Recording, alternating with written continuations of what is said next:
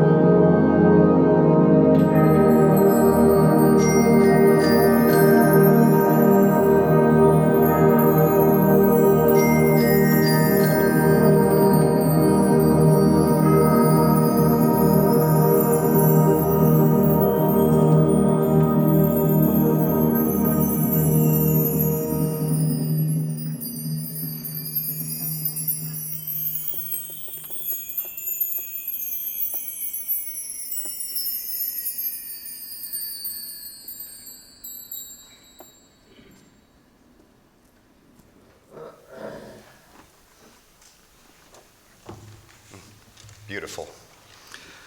Good morning. I'm Kevin Wilk, Mayor of Walnut Creek, and it's with great pride that I welcome you all back to the Lesher Center for the Arts as we honor those who have served our country. On behalf of my fellow council members, we are so glad to see you all here. If you'll now please stand for the presentation of colors, the national anthem, and the Pledge of Allegiance.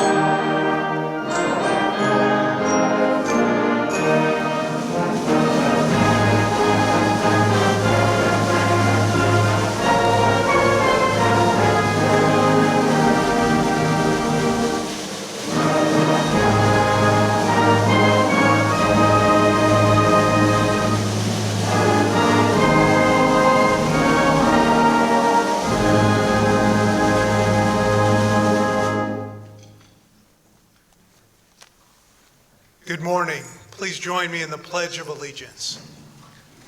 I pledge allegiance to the flag of the United States of America and to the republic for which it stands, one nation, under God, indivisible, with liberty and justice for all.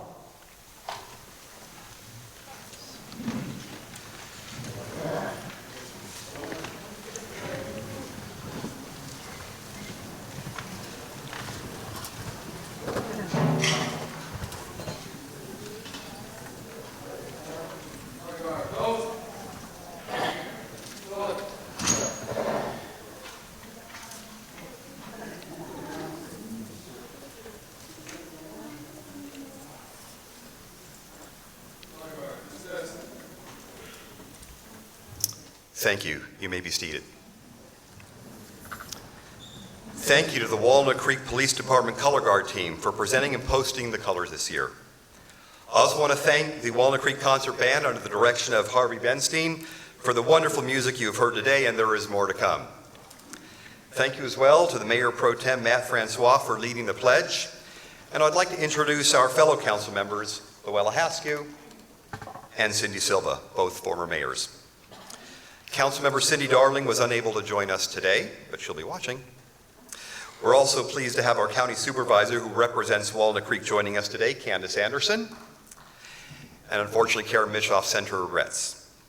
We also have a representative from Congressman DeSaulniers' office, Zakira Hassani. Our city manager, Dan Buckshire, is also here. Most importantly, we're here today to honor those who have served. And if you're a veteran, would you please rise?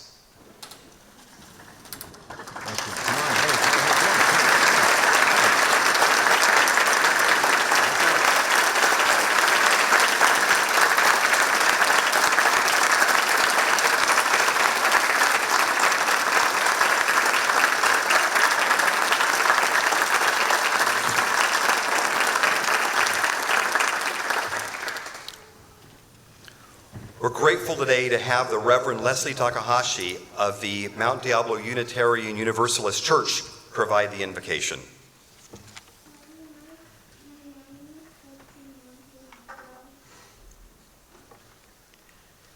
Good morning. We summon into this gathering the many names for the ultimate God, Spirit, and the largest frames of human aspiration.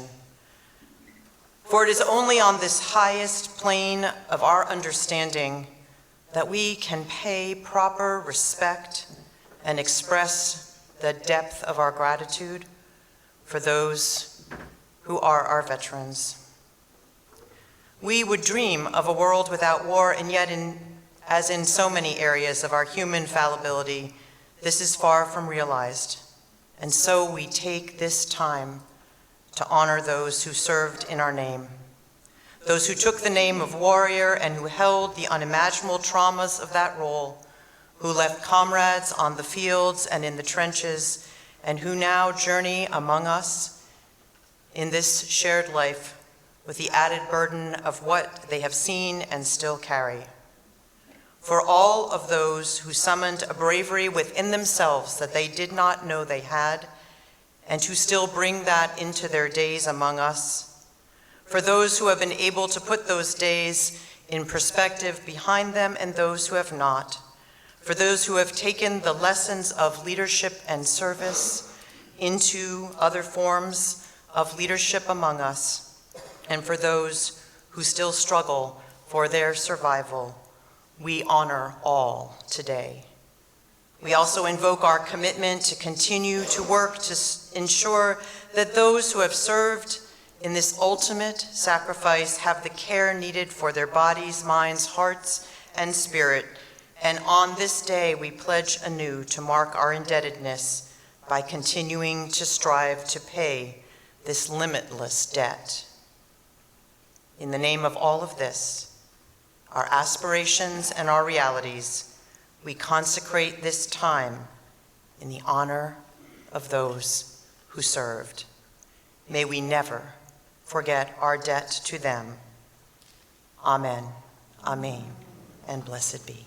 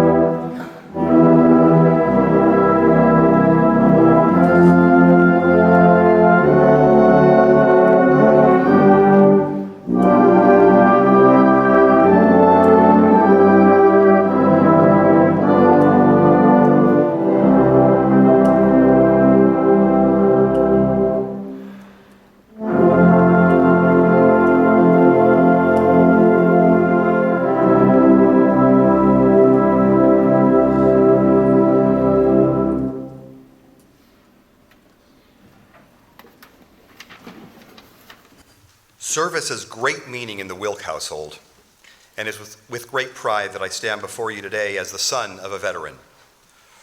Robert Wilk, at the age of 17, became a Naval Reserve, and on his 19th birthday, joined the U.S. Coast Guard. It was my honor to introduce him to you at our Memorial Day event this last spring. And I know he wanted to be here today and unfortunately wasn't able to make it, but his wife and my mother, Nessa Wilk, is here. See next to my wife and his daughter-in-law, Jill Wilk. Veterans Day is always observed on November 11th. And I also want to honor my brother, Brett Wilk, who was a veteran of the U.S. Navy, on this day. Regardless of which day of the week it falls on, it's always on November 11th. The observance of Veterans Day on this date not only preserves the historical significance of the date, which was when the date that World War I ended and was originally called Armistice Day, but helps focus attention on the important purpose of Veterans Day, a celebration to honor America's veterans for their patriotism, love of country, and willingness to serve and sacrifice for the common good of all people, both here and abroad. We recently lost a great American veteran and hero, Colin Powell. And I'd like to repeat the words that Colin Powell once spoke at a recent Veterans Day ceremony. The nation owes a great debt to its veterans, whose service to the nation spans every decade, every year, every day of our country's existence. Through untold courage and sacrifice, America's veterans have secured the liberty which the Founding Fathers sought to establish here in the New World. Whenever and wherever the nation has called, in times of darkness and danger, as well as in times of peace and prosperity, America's veterans have been there. Veterans have proudly carried the torch of liberty for all to see. This year marks the 100th anniversary of the Tomb of the Unknown Soldier. As we open our ceremony today with the moving piece, Each Time You Tell Their Story, you saw images that remind us each one of our veterans has a story. There are events going on today at Arlington National Cemetery to mark the anniversary. A visit to the Tomb of the Unknown Soldier has to be an incredibly memorable and moving occasion. We're thankful today to be joined by a man who has in fact made a visit to the tomb, but is known more for his work founding the Sentinels of Freedom. Mike Conklin created the organization out of a need that wasn't being well met. The Sentinels of Freedom exists to aid severely wounded post-9/11 veterans as they transition back to civilian life. We thought it would be important to hear Mike's words and thoughts on this very special day. I'd like to introduce you to Mike Conklin.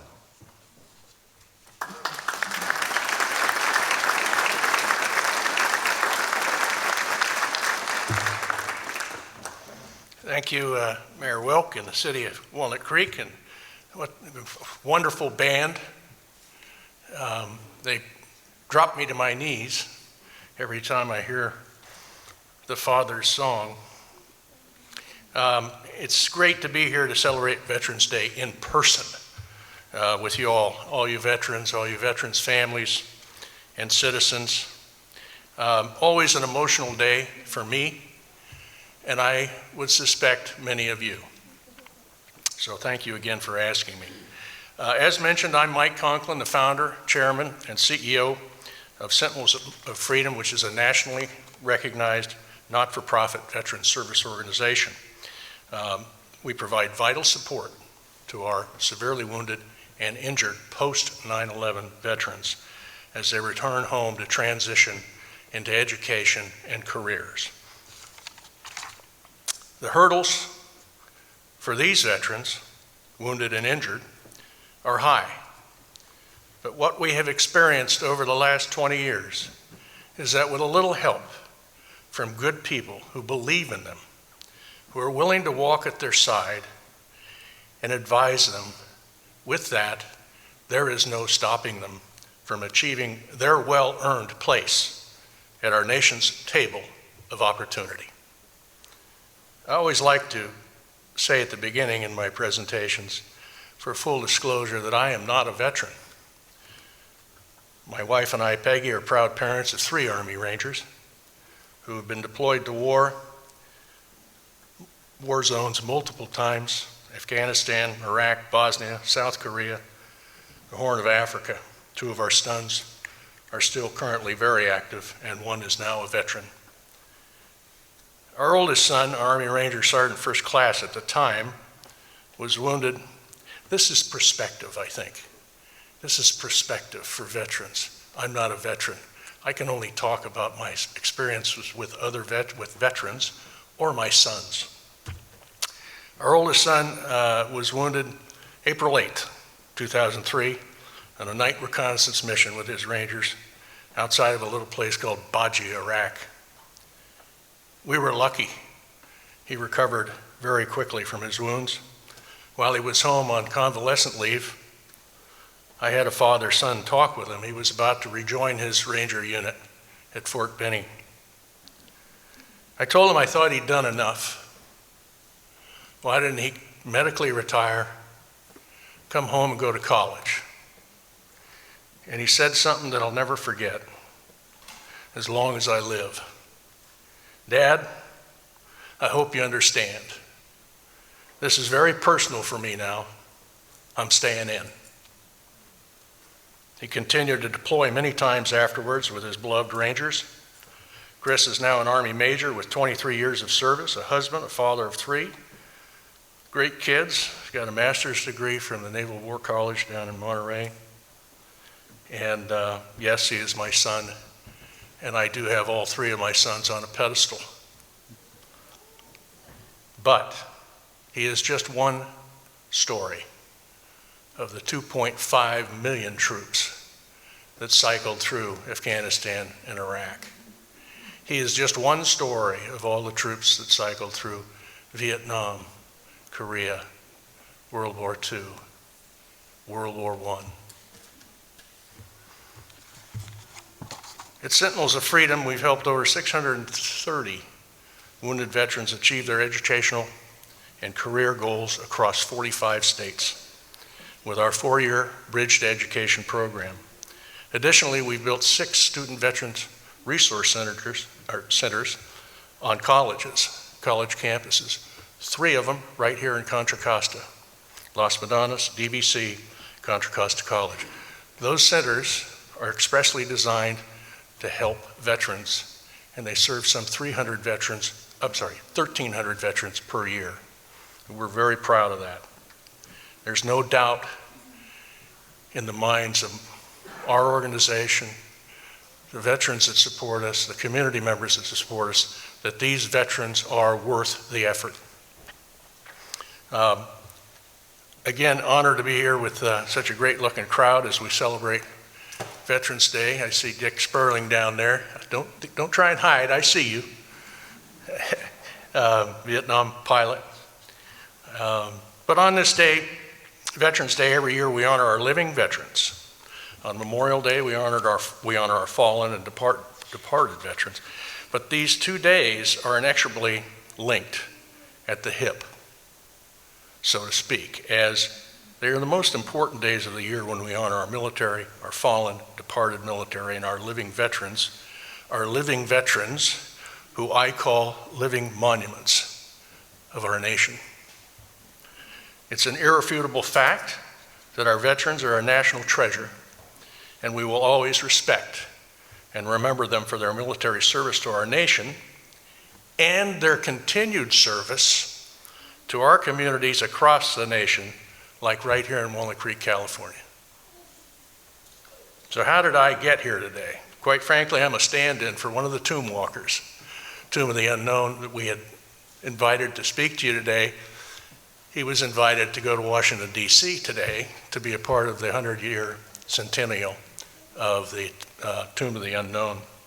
Sergeant Stephen Shodine, United States Army, retired. So I get to be the second string, so to speak. The topic of the Tomb of the Unknown is fascinating. I hope you all will spend a little time when you get home reading about it. But I've been asked to give some observations, my observations personally, and then I have a letter. Sergeant Chodine would like me to read a letter to you, so I will do that also. But monuments like the Tomb of the Unknown, the Unknown Soldier, are a special and vital part of our culture and society, and have been since the end of the Revolutionary War. They are expressly designed to be highly visible, to stand tall, and to withstand the elements of the seasons, to remind us of those who have served and sacrificed protecting our nation's freedoms, and to remind our enemies, don't tread on me. Steve's talks about the time on the mat. The mat's 63 feet long. It takes 21 steps to get from one end to the other. Typically 2-hour shifts, day and night. And he spent a lot of time on the night shift, 1 o'clock in the morning to 3 o'clock in the morning, when there's nobody at the tomb. So let me read you what he had to say on behalf of Steve Chodine. Steve was a tomb walker, a sentinel they call them, at the Unknown, and here's his note. I would like to thank the City of Walnut Creek for continual support and recognition of our veterans. Although the theme is centennial of the World War I Unknown Soldier, today, in fact, is Veterans Day, the day we recognize and thank our service members for their dedication and sacrifice throughout their time in uniform. I would like to extend my gratitude and respect to all the veterans here today, especially those who came before me, who set the standards and traditions that I embraced in my time in the service. That's you guys. That's who he's talking to. On October 23rd, 1921, Sergeant Edward F. Younger selected one of the 4 caskets that held unknown remains of a U.S. service member. Although there were hundreds of remains that could be identified, these remains were selected to represent all unknown warriors from 4 different American cemeteries in France. The final selection was transported back to Arlington Cemetery to represent all of those who not only gave their life, but their identity for their country. On November 21, 1921, the World War I unknown soldier was interred at Arlington National Cemetery. In 1991, almost 70 years to the date, I earned the opportunity to carry on the tradition to stand watch over the unknown warriors. It was an incredible honor and responsibility to hold the standards and traditions set before me. That mission continues to date, and today, hundreds of tomb guards, active and retired, are gathering at Arlington National Cemetery to pay their respect to the unknowns at the 100-year centennial. I will always remember and hold close my time on that 63-foot rubber mat, whether it was through the blistering heat, rain, sleet, or snow, watching over my fellow service member during the 0100 to 0300 time zone. I had plenty of time to reflect on each unknown and what could have been their experience and final demise. I could only hope that their families of the missing and unknown soldiers felt comforted, that these unknowns were not alone and will always be guarded forever and respected and remembered. As traditions and long lines of military service continue, so should our efforts to continue to support and recognize our veterans. Our veterans, whether they're deployed or not, have made sacrifices and carried on missions that only those within could understand. As we continue the tradition of honoring the unknowns in this day, we must never forget to do the same for our veterans. Although I could not attend today's ceremony, I appreciate the invitation and also Mike Conklin's delivery of my message. Steve never deployed, never served overseas while he was in the military. He did serve at home after he got out of the military as a police officer with Livermore, the city of Livermore, for 20 years. And I often say, in various ways, veterans never really stop serving our nation. They come home and do amazing things.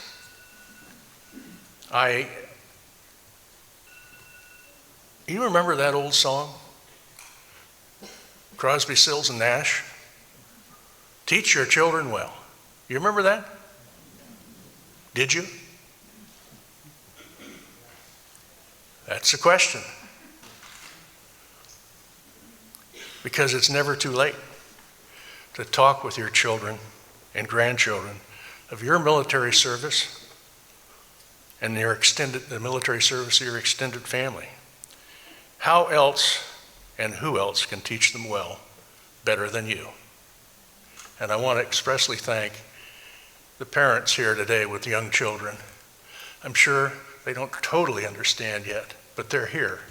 And this is the beginning of their learning process. So thank you very much. I see quite a few right up here in front, and I think that's very special, and it's a fine tribute to these veterans who are amongst you.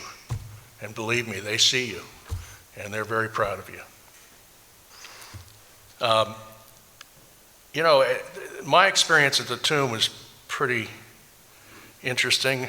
I had a meeting with the Chief of Staff of the Army. His name was Raymond Ordiano. He recently passed away a couple of months ago. Chief of Staff of the Army is the highest ranking member of the Army, 4-star general. He called me into the Pentagon to talk to him. He had heard I was doing some things and wanted to learn more. I told him about what we do at Sentinels of Freedom.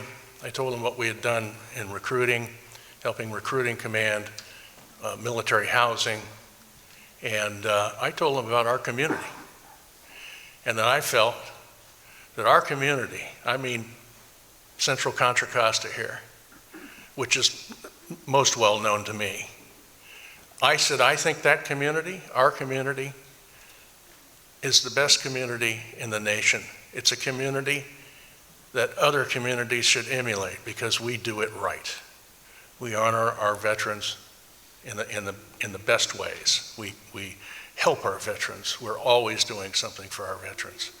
And they come back to be great assets to our community. So we got through that, thanked him, left. About a month later, I get a call from his chief of staff, a colonel, and he said, sir, the chief of staff wants you back in his office 3 weeks from then. And I said, well, I was just there. What, is this another subject he wants to talk about? I mean, what do I have to do to prepare? He said, no, he just wants you here all day, just to be available all day. And I said, well, I can't use the foundation's money to be jumping back and forth across the country. I mean, I've got to have a reason to get in an airplane and spend the foundation's money. And he said, well, sir, he's going to honor you with an honor. And I said, well, that's wonderful. I appreciate it very much, but I'm not big on medals and honoring for me.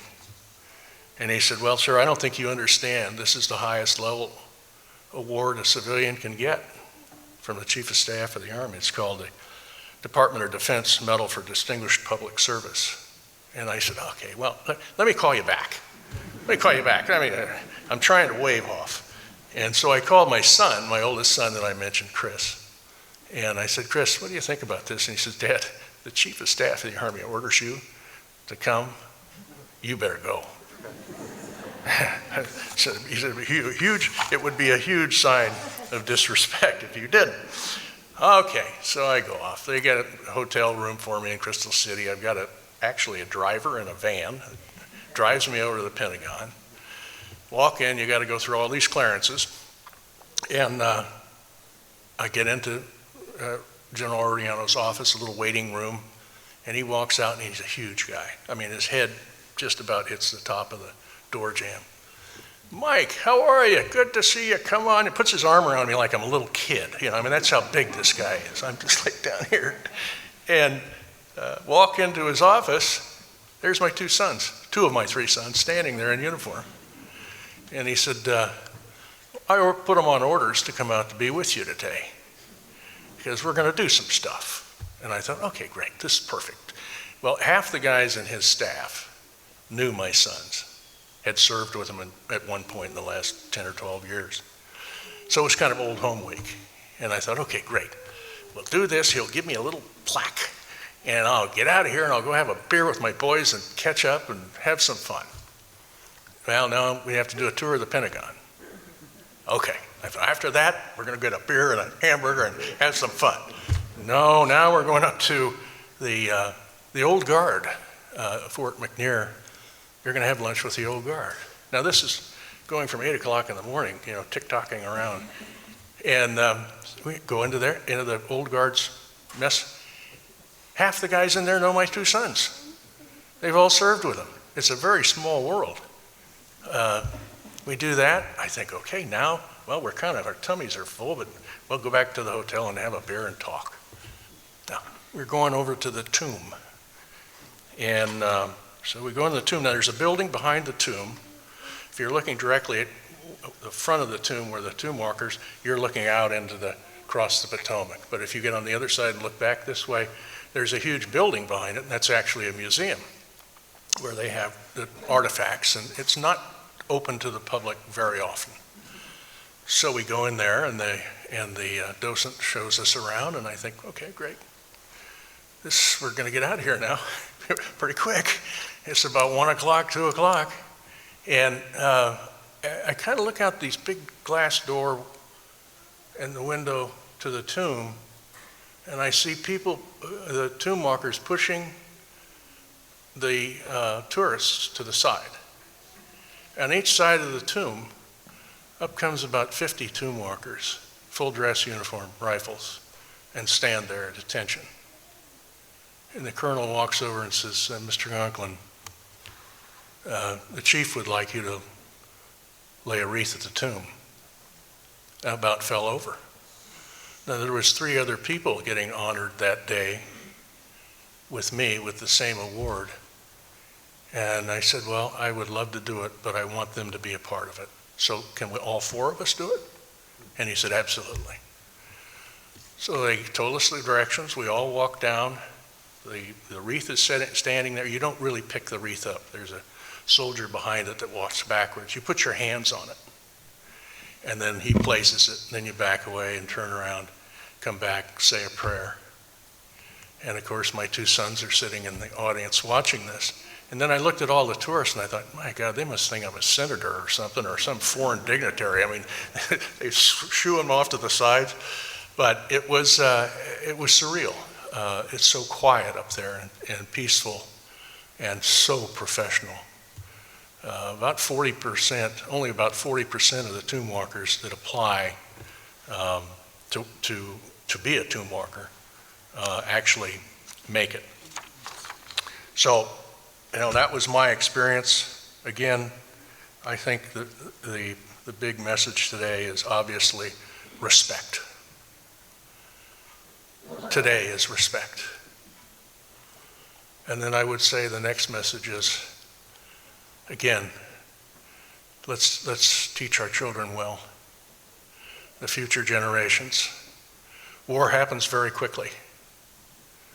In fact, even faster today than it did before.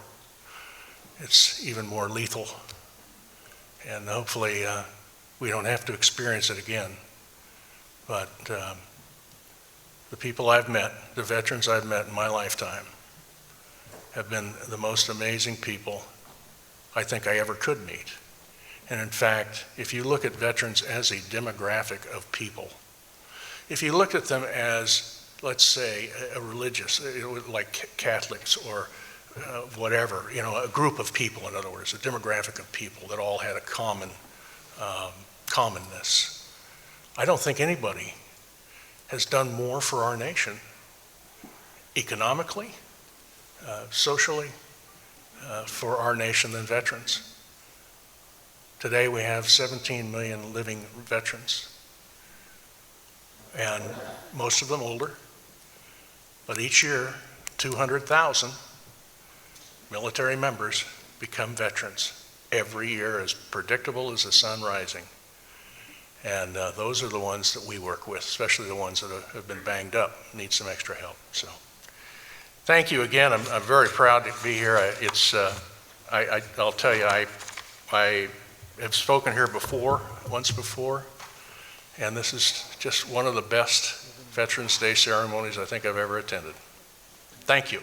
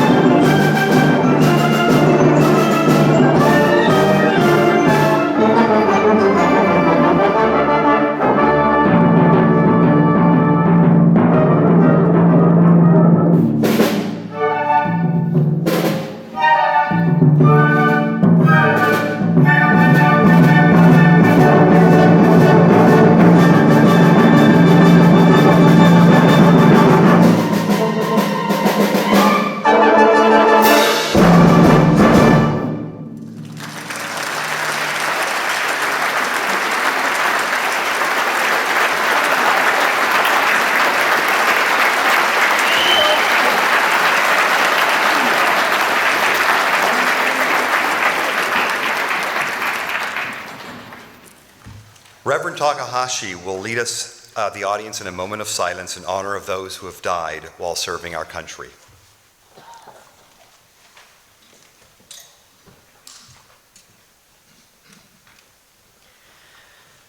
I invite you to join me in the spirit of meditation and prayer. And let us summon among us once again all those forms of the holy and sacred which gave comfort to those who served us and to our veterans in their moments which required the greatest courage.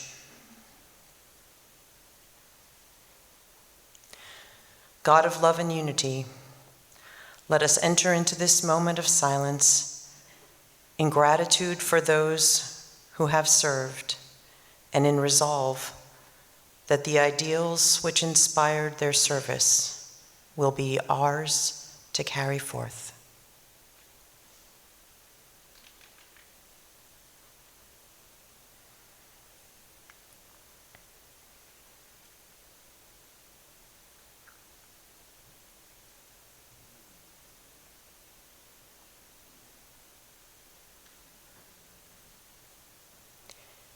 May we continue to bless their memory by serving those great aspirations which guided their lives and passing them on to our children and their children. Amen.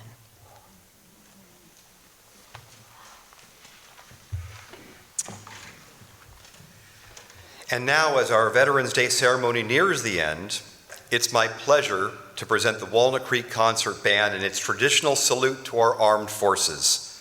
For our veterans, if you would please stand when your branch's theme song is played.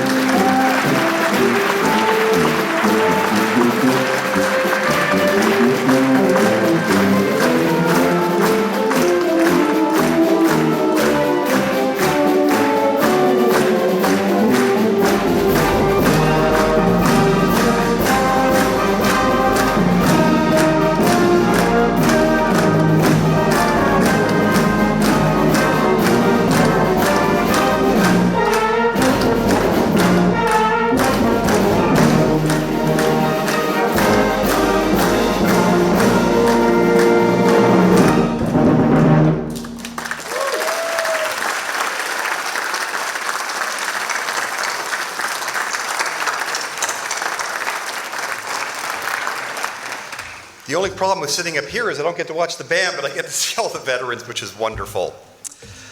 It's been my honor to be here with all of you today. Thank you so much to our keynote speaker today, Mike Conklin. We appreciated you sharing the words of an East Bay man who has served as Sentinel at the Tomb of the Unknown. And we all learned about your important organization, the Sentinels of Freedom. Thank you to the Reverend Takahashi for her invocation and blessing. Thank you also to our Walnut Creek Police Department for presenting the colors today.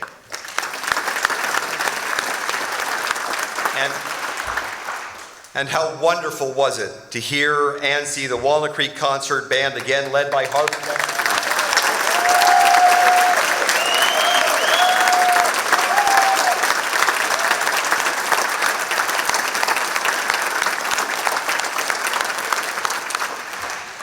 And to all of our veterans and their families that are here today and watching on TV or online, I offer my thanks for your service and your sacrifice. We are so glad you decided to spend some of your Veterans Day with us.